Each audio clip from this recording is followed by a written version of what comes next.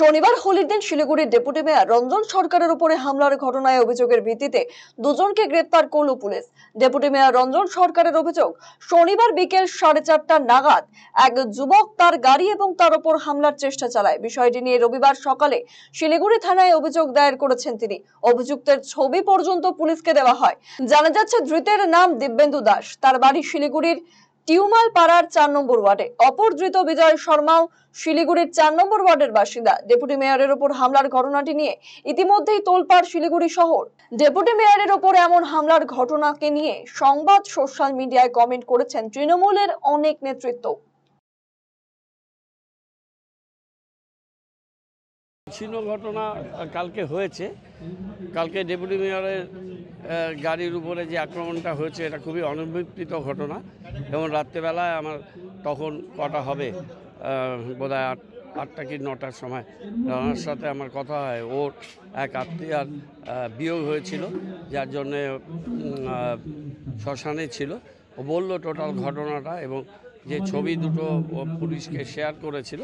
এবং আমি যা খবর পেলাম যে আজকে সকালে কিছুক্ষণ আগে দুজন যুবক অ্যারেস্ট হয়েছে, তার মধ্যে একজন বাঁকুড়া অধিবাসী আর একজন শিলিগুড়ি 4 নম্বর ওয়ার্ডে থাকে। তো এই ধরনের ঘটনা শিলিগুড়িতে কমই ঘটে। এই ধরনের ঘটনা ঘটা উচিত না। পুলিশ প্রক্রিয়া করছে, ব্যবস্থা নেই। তো কাল আমার একজন আত্মীয়া তিনি মারা গেছেন। তো আমি খবর পাওয়ার পর বাড়ি থেকে 4:45 নাগাদ বেরোই। আমার কালকে কোনো গাড়ি ড্রাইভার ইত্যাদি ছিল না। তো পাশের বাড়িরই একজন ভাইকে বলি যে আমাকে একটু নিবেদিতা নার্সিংহোমে নিয়ে চলো, এখানে মারা গেছে। তো বেরোই বাড়ি থেকে, ক্যাজুয়াল ড্রেসে, বাড়ির ড্রেসেই ছিলাম। আমি সচরাচর এই দিনটা অ্যাভয়েড করি। নানা ধরনের খবরাখবর নিতে হয় না, ঝামেলা ইত্যাদি হলে সেগুলো ফোন করা, সেখানে শান্ত করা ইত্যাদি কাজ করি।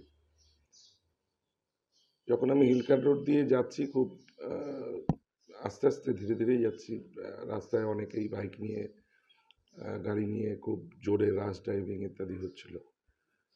বিনায়ক হোটেলের সামনে যখন আমি যাই, তখন একদল যুবক, তাদের মানে অ্যাটিটিউড খুব খারাপ ছিল। খালি গায়ে, হাফ প্যান্ট পরে, হাতে গ্লাস নিয়ে উন্মত্ততা চলছিল। তা আমি দাঁড়াইনি, 5 কাটিয়ে যখন চলে যাওয়ার চেষ্টা করি, সেই সময় আমার গাড়ির উপরে চড়, ঘুষি ইত্যাদি ধুমধাম করে মারতে থাকে। তারপর আমি বলি গাড়িটা একটু দাঁড় করাও দেখি। আমরা শহরের মধ্যে আছি, সেখানে এত দুঃসাহস কার হচ্ছে? নামবার পর 2-1 আমাকে চিনতে পারে ওই অবস্থায়। কিন্তু এই যে ছেলে দুটি, এরা তখন আমার সামনেই বলছে, এই ছেলেটি মার দু কেয়া। তো আমার কথাটা কানে আসে এবং আমি ওকে বলি, আও মেরা সামনে, মেরে কো টাচ করো। ততক্ষণে এরা ওকে আটকাচ্ছে এবং ও তেড়ে তেড়ে আসছে। তো যেহেতু আমার একজন আত্মীয়ার মারা গেছে, তার দেহ আনতে আমি হাসপাতালে নিবেদিতা নার্সিংহোমে যাচ্ছিলাম। আমি সময় না নিয়ে আমাকে আমার সঙ্গে থাকা ভাই বলল, দেখুন না না, আগে ছিল না বলিনি আমি বলছি যে কারো সাহস হয়নি। ইদানিংকালে আমরা দেখছি কিছু মার দুকেয়া, এখন আমার শহরের বলে আমার মনে হয় না। ব্যর্থতা দেখুন, ব্যর্থতা আরো বেশি পুলিশিং স্ট্রং হওয়া উচিত ছিল। কালকে একটা অনেক বড় ঘটনা ঘটতে পারত। অত্যন্ত দুর্ভাগ্যজনক বিষয়টি। আমি গভীর রাত্রে জেনেছি।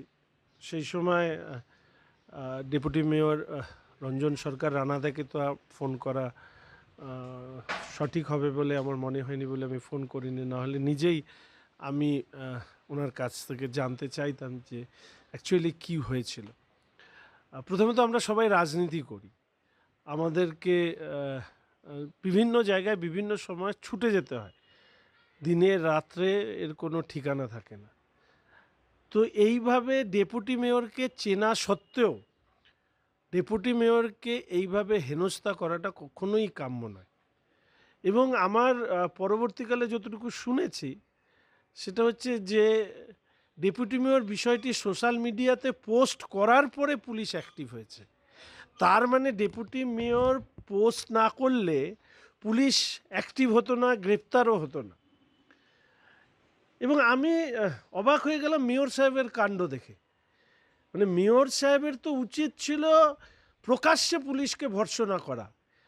ক্ষোভে বলুন, যন্ত্রণায় বলুন, তিনি একটা সত্য কথাই বলেছেন। শিলিগুড়ি শহরে অন্তত এইভাবে হ্যারাসমেন্টের, বিশেষ করে পদাধিকারীদের এইভাবে হতে আগে হয়নি। কোনো স্ট্রে ইনসিডেন্টের কথা বলতেই পারেন, কিন্তু যে ঘটনা ঘটেছে সেটা কাম্য নয়। শিলিগুড়ি শহরের যে আইন শৃঙ্খলা ভেঙে পড়ছে তার অন্যতম কারণ হচ্ছে আমাদের মেয়র গৌতম দেব মহাশয়। আপনি কি দীর্ঘদিন থেকে পেটের বিভিন্ন সমস্যায় ভুগছেন, গ্যাসের সমস্যায় ভুগছেন? তাহলে আপনার জন্য সুখবর। এখন থেকে প্রতি মাসের নির্দিষ্ট দিনে দিশারি হেলথ কেয়ার রায়গঞ্জ শাখায় নিয়মিত বসছেন হায়দ্রাবাদ থেকে আগত বিশিষ্ট গ্যাস্ট্রোএন্টারোলজিস্ট ডক্টর রবি কিরণ পেরুমাল্লা। ডাক্তার রবি কিরণ পেরুমাল্লাকে দেখাতে আজই যোগাযোগ করুন দিশারি হেলথ কেয়ার উকিলপাড়া রায়গঞ্জ শাখায়। যোগাযোগ করুন 7477785509, 7477785512 এই নম্বরে।